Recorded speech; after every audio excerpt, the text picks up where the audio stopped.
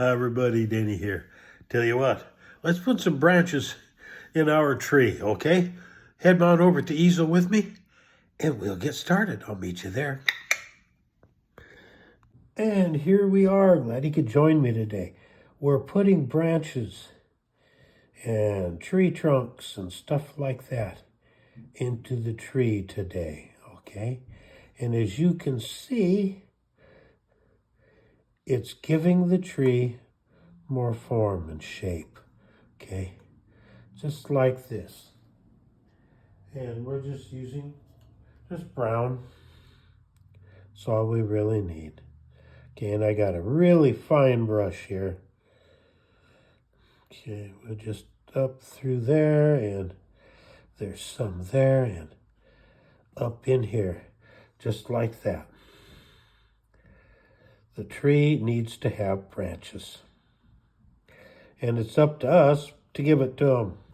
Just like that. Just there. Like that. Now, our tree can actually stand out. And that's really what we're looking for. And now the shaded area, we're just going to come in and we're just going to give it its shaded area like that. Okay. And we know that that is going to dry far lighter than it is right now.